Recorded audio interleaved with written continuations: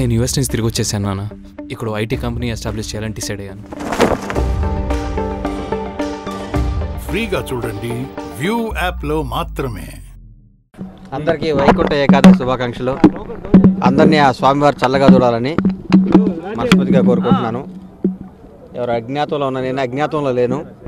మేము అనుకున్న మా పార్టీ ఓడిపోవటం జరిగింది కాబట్టి మానసికంగా కొంచెం 2-3 రోజులు బాధతో ఏం మాట్లాడదాంలే, మనం ఎన్నో ఊహించుకున్నాం.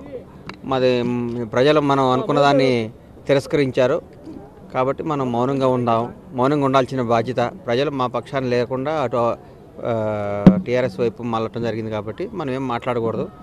ఇది రైట్ టైం కాదులేదు, ఊరుకోవటం జరిగింది. అరే 100 అంటాం సార్, కోపం మామూలుగా మాట్లాడతాం. చాలామంది చాలా అంటారు, అవన్నీ అవుతాయా?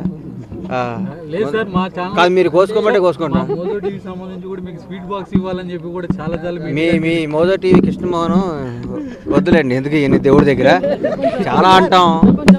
ఎన్ని మామూలు ఇవన్నీ ఏముంది. మరి గెలవలేదు, ఏం చేయమంటారు ఇప్పుడు? ఊరికే మా వాళ్ళకి ఉత్సాహం, కాన్ఫిడెన్స్ కాదమ్మా, కాన్ఫిడెన్స్ ఇద్దామని అన్నాము. ఆ కాన్ఫిడెన్స్ ఓవర్ కాన్ఫిడెన్స్ అయింది, దానికి ఏం చెప్తాం? Thank you.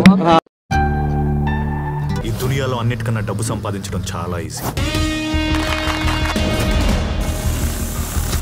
ఒకరిని మోసం చేయాలంటే వాళ్ళ జాలు వెతుక్కోకూడదు, ఆశ చూపించాలి.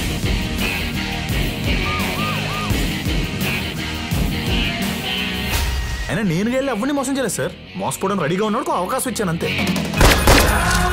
Money is always ultimate.